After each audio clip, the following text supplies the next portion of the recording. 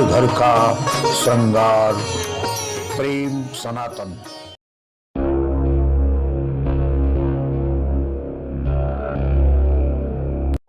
शिव शमशान वासी बताए जाते हैं, लेकिन यहाँ देवाधिदेव महादेव साक्षात शमशान में ही विद्यमान है और यहाँ केवल एक टेक से पूरी होती है मनोकामना। ये है टेकेश्वर नाथ महादेव। देवाधिदेव महादेव, यूं तो भारत के कण कण में देवाधिदेव महादेव रसे और बसे हैं, लेकिन आज हम आपको नैमिषारण्य के एक ऐसे क्षेत्र में लेके चले हैं जिसे महाऔली कहा जाता है। यानी अपभ्रंश होकर भले उसे अब महोली कहा जाता हो, लेकिन वास्तव में इसका नाम महाऔली था। और कहते हैं कि नैमिष के महान लोगों को इस क्षेत्र में बसाया गया था। और यहाँ मैं जहाँ मौजूद हूँ, यहाँ चारों तरफ सिर्फ शमशान घाट है और बीच में विद्यमान है देवाधिदेव महादेव। यूं तो कहते हैं मनोकामना पूरी करने के लिए तमाम प्रकार के व्रत अनुष्ठान पर्व करने पड़ते हैं, तमाम प्रकार के दरबार भी सजते हैं। लेकिन मैं जिस दरबार में लेके आया हूं, यहाँ केवल आपको न व्रत करना न उपवास करना है तो केवल एक टेक। टेक का मतलब है एक बार केवल आपको यहाँ मत्था टेक देना है और बस एक टेक से ही आपकी हर मनोकामना पूरी हो जाएगी। इसीलिए इन्हें नाम दिया गया है टेकेश्वर महादेव। हम आपको लिए चलते हैं महोली के टेकेश्वर महादेव।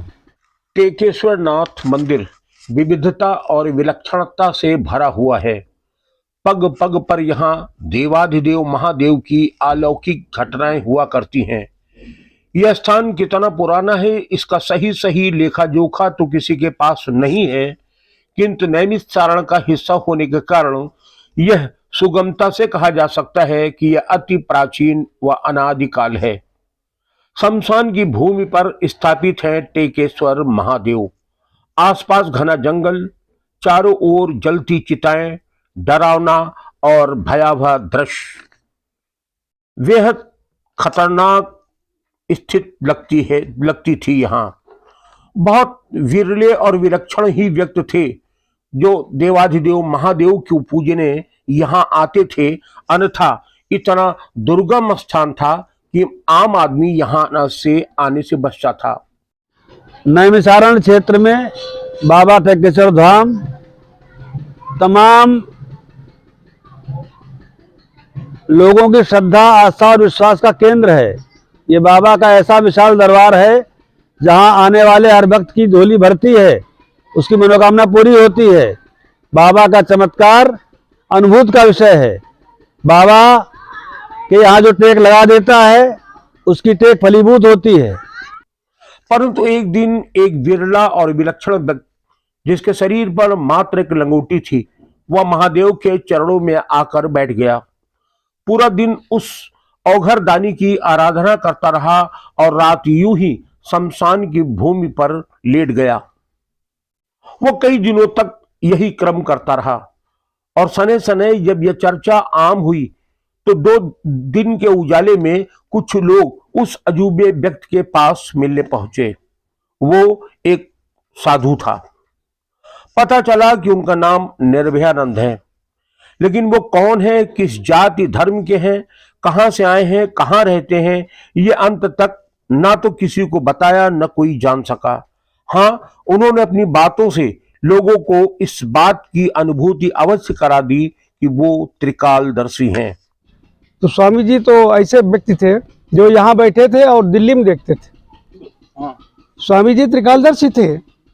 वो जो है बैठे बैठे सब देखते भी थे और हर वक्त के बारे में नोट करते रहते थे और स्पष्ट कह भी देते थे। ये संकोच नहीं करते थे क्या मतलब जो है आएगा नहीं आएगा नाराज हो जाएगा, स्पष्ट उसे कह देती थी भाई ये तुम्हारी जो कमी है, ये जो गलत बात है, ये ऐसा नहीं होना चाहिए।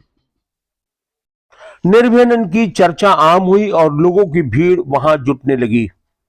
टेकेश्वर महादेव तो अपने आप में सिद्ध स्थान था ही, ऊपर से निर्भयानंद की उपस्थिति से वहां लोगों का तांता लगने लगा। लोग आने लगे, अपनी बात, अपनी मनसा निर्भयानंद से कहने लगे। बाबा हर बार यही कहते कि मत्था टेको, ये टेकेश्वर महादेव है, टेक लगाते ही तुम्हारी मनोकामना पूरी होगी। और सच भी यही होता, जो कोई जो भी इच्छा करता उसकी मुराद पूरी होती। फिर क्या था, रातों रात टेकेश्वर महादेव मंदिर का विकास होने लगा। हर व्यक्ति वहां कुछ न कुछ करने को तत्पर हो गया और देखते ही देखते टेकेश्वर महादेव स्थल भव्य स्वरूप लेने लगा। स्वामी निर्भयानंद जी महाराज जो है जब यहाँ आए तो तब से इसका विकास शुरू हो गया। स्वामी जी के बारे में ये कोई नहीं जानता है कि कहाँ के रहने वाले थे, उनकी जात क्या थी, इसके बारे में कोई नहीं जानता, न कोई पूछता था। और पूछता भी तो वो कह देते थे भाई संत से जात का मतलब नहीं पूछना चाहिए। जो परमहंस सन्यासी थे स्वामी निर्भयानंद जी 1932 में यहाँ आए थे वो, और बाबा के दरबार में उन्होंने ऐसी अलग जगाई कि वो यहीं के होकर रह गए। बाबा के दरबार के साथ साथ स्वामी जी के प्रति भी लोगों की अगाध श्रद्धा थी और विश्वास था। स्वामी जी त्रिकालदर्शी थे, त्रिकालज्ञ थे, वो मन की बात समझते थे। और बाबा के अनंत भक्तों में स्वामी जी सिरमौर थे। स्वामी जी के भक्तों की एक बड़ी संख्या है। बाबा टेकेश्वर धाम में लगाई गई टेक सदैव फलीभूत होती है। बाबा सबकी मनोकांक्षा पूरी करते हैं। कुछ लोगों ने पास में ही स्थापित कर दिया बालाजी महाराज को। बालाजी महाराज का भी भव्य निर्माण किया गया, एक खूबसूरत मंदिर बना, भव्य दिव्य अलौकिक रहस्यमयी बालाजी का मंदिर। कहते हैं जितने सिद्ध टेकेश्वर महादेव हैं उतना ही सिद्ध बालाजी का भी यह स्थान बताया जाता है।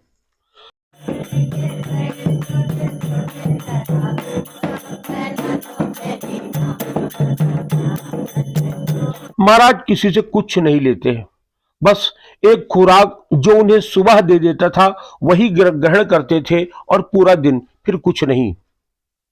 निर्भयानंद ने ही बताया था कि टेकेश्वर महादेव इतने सिद्ध हैं कि उनके लिए जब तब अनुष्ठान नहीं बल्कि मात्र एक टेक यानी एक बार माथा टेक दें तो हर मनोकामना पूरी हो जाती है। विश्वनाथ ममनाथ पुरारी, त्रिभुवन महिमा विदित तुम्हारी। देवाधिदेव महादेव भोले बाबा का ये दरबार मोहाली में टेकेश्वर धाम के नाम से विख्यात है। बाबा याचक को दाता बनाते हैं। जिसने बाबा के दरबार में शरण ले ली वो दूसरों को शरण देने के योग्य हो जाता है। ये बाबा की कृपा है, बाबा की कृपा बरसती है। यहाँ इस मंदिर पर निरंतर जप तप ध्यान योग पूजा पाठ चला करता है। ऐसा लगता है कि इस स्थान से आज तक कोई खाली हाथ नहीं गया। यहां तक यदि एक बार आपने टेकेश्वर महादेव के दर्शन कर लिए तो फिर उनसे स्वतः जन्म जन्मांतर का रिश्ता जुड़ जाता है। यही कारण है कि स्वामी निर्भयानंद वर्षों पूर्व यहाँ आए, फिर वो यहीं के होके रह गए और इसी धाम पर उन्होंने अपना नश्वर शरीर का त्याग कर शिव धाम वापस गए। आज भी महाराज श्री की समाधि पर मांगी गई हर मनोकामना पूर्ण होती है। ऐसा दावा है कि यदि टेकेश्वर महादेव पर एक बार टिक लगा दें यानी मात्र एक बार माथा टेक दें तो आपकी हर मनोकामना पूरी हो जाती है। टेकेश्वर बाबा का जो स्थान है बहुत पौराणिक स्थान है। यहाँ लोगों के आस्था का केंद्र है। यहाँ का जो शिवलिंग है वो विशेष प्रकार का है। इतनी उसमें तेज है उसमें कि सैकड़ों श्रद्धालु रोज दर्शन सुबह शाम करने आते हैं। इसलिए ये स्थान अपने में एक बहुत महत्वपूर्ण स्थान है। हमारे क्षेत्र का ऐसा दुर्लभ स्थान, इतना ऐसा शिवलिंग कहीं देखने में नहीं मिलता है। प्रेम सनातन टीवी को सब्सक्राइब कर बेल आइकन का बटन जरूर दबा दें।